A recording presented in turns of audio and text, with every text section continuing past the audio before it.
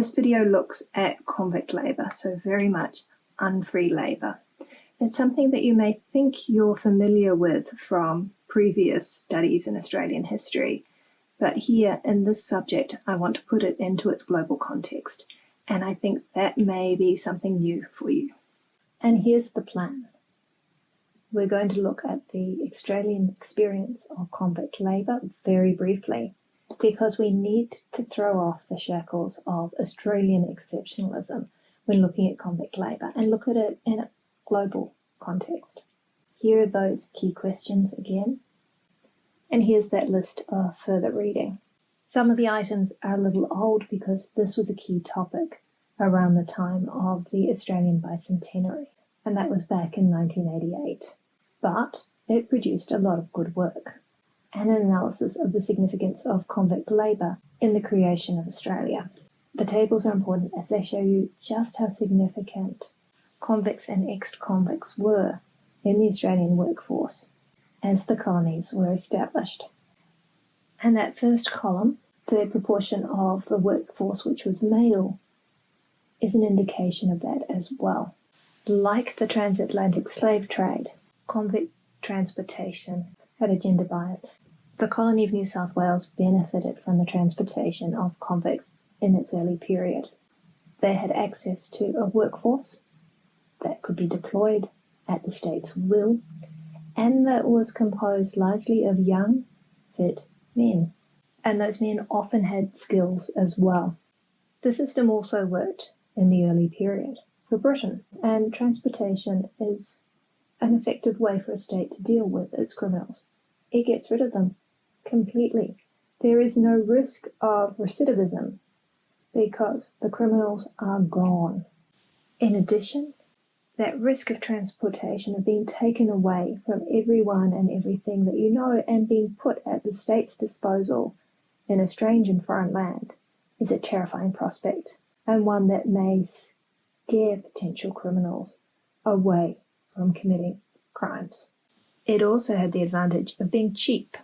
In the period before the availability of New South Wales as a convict destination, British convicts were sent to North America, and the system that operated would be the delight of free market extremists in the present. Captains paid to transport cargoes of convicts, who they then auctioned off on the other side of the Atlantic as indentured labourers. Convicts who were wealthy enough could buy themselves back in North America. Those who could not had a value determined by the length of their sentence, and so the period of indenture, and by their health and skills. The American Revolution ended that process, and New South Wales was opened as a new destination for British convicts. The length of voyage meant that it had to be a state enterprise, rather than being left to private capital. But while transportation as a punishment worked well for both senders and receivers, it worked well in different ways. Senders wanted transportation to be terrifying. That was part of its point. Nobody wanted to be sent to Australia. Those on the receiving end, though, wanted to coax good work out of the people they received. And as with Adam Smith's observation on slavery, people work better when they're invested in the process and can see some return to themselves. In the case of enslaved people, Adam Smith said there was no return. In the case of convicts, they could be promised better conditions. They could be promised money. They could be promised a reduction in their sentence. And these were found to work very well as incentives to get good work out of people. But they worked so well that word spread back to Britain, and by the end of the period of transportation, historians, particularly family historians, claimed that people committed crimes in Britain in order to gain a free passage to Australia. I don't want to understate the horrors involved in the convict system in Australia, but I'm not going to explore them here. Sites of secondary transportation in particular were terrible places, but this is a history that's familiar to Australians. The global context of that history is, I suspect, less familiar. This map shows the places where Britain operated penal settlements. And you'll notice that New South Wales, Western Australia, and Van Diemen's Land are not the only places marked on it. The slide notes the way in which the circumstances of convict labourers differed from those of enslaved persons. In particular, the sentence was limited to a person and it was limited to a time. It was not inherited in the way that slavery was. And it's worth recognising that convict labour is a distinct system of unfree labour, one that is markedly different from slavery.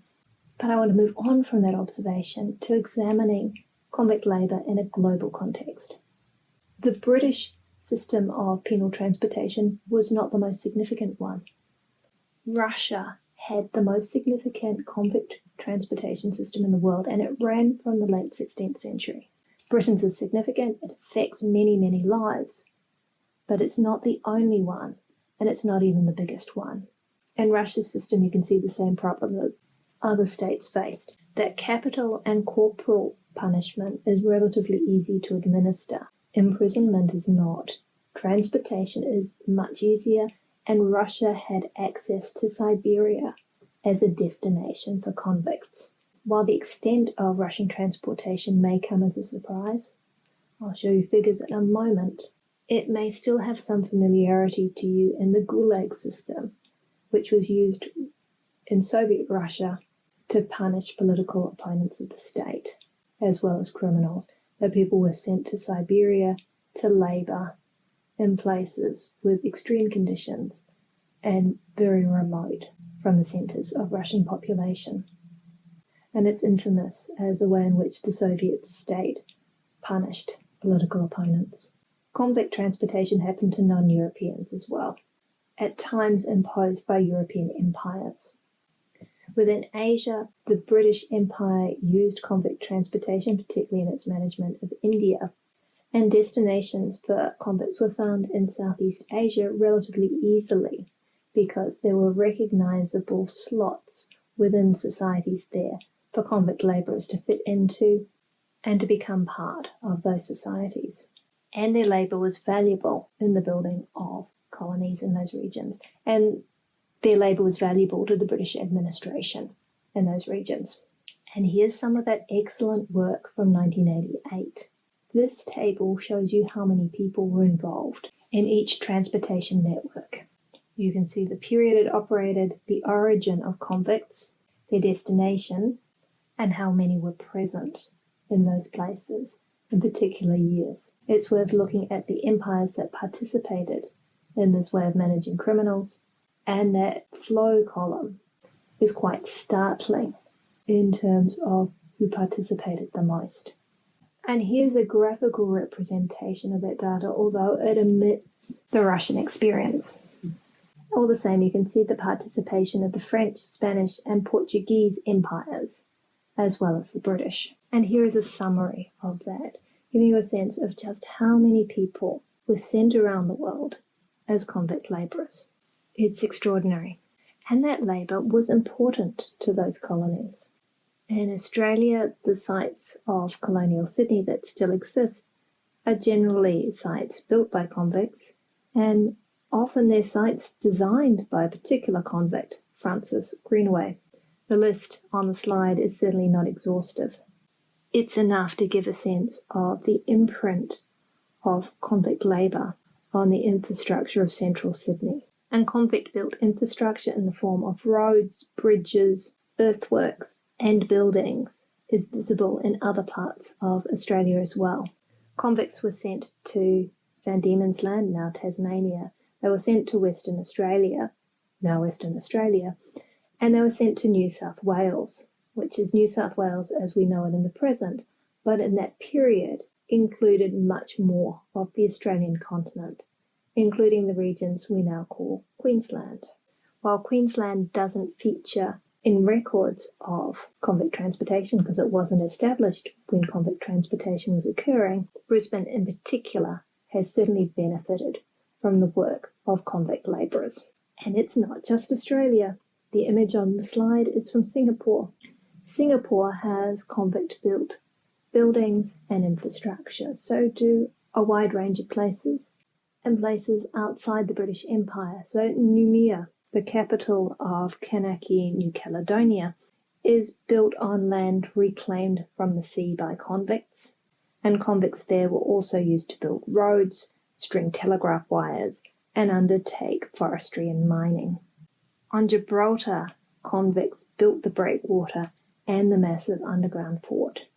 Convict labour is visible in many places when you know to look for it.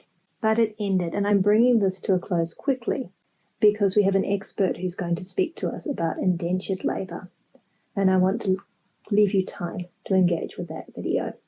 Transportation to Australia ended. If you look back at the map of transportation to all regions undertaken by the British, you can see it extends beyond the period in Australia, and for other empires it extends even further.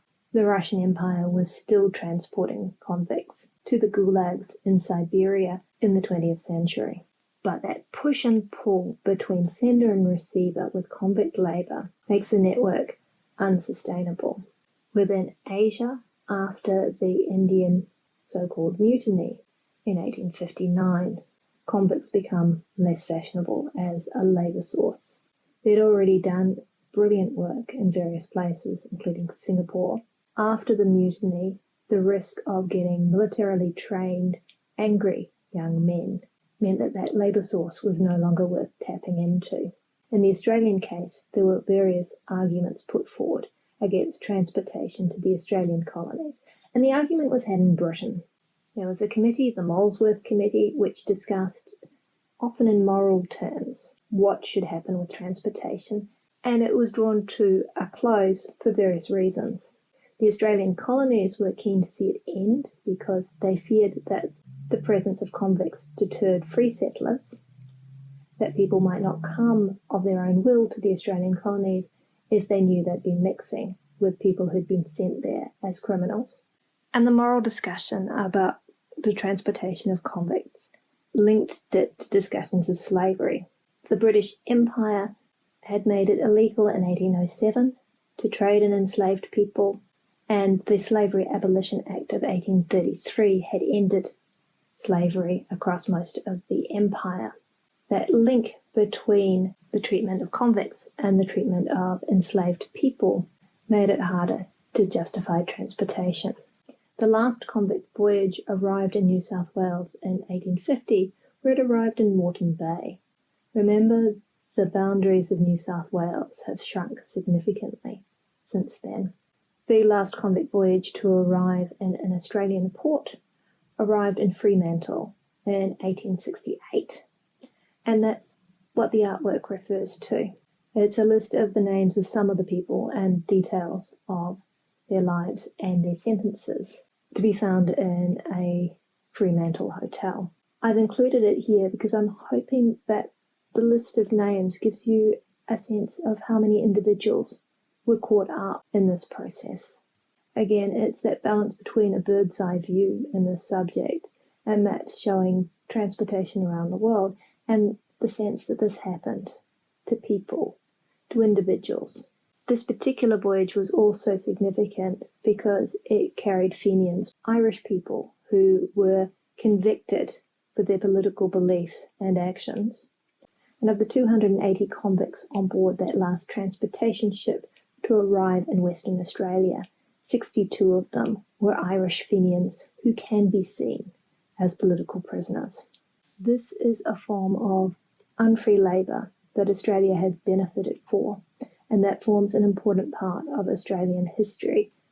But with convict labour, there is a risk that as Australians, we see it in that particular form. It's worth reaching through that and recognising that convict labour and convict transportation is a much bigger story than just the Australian part of it.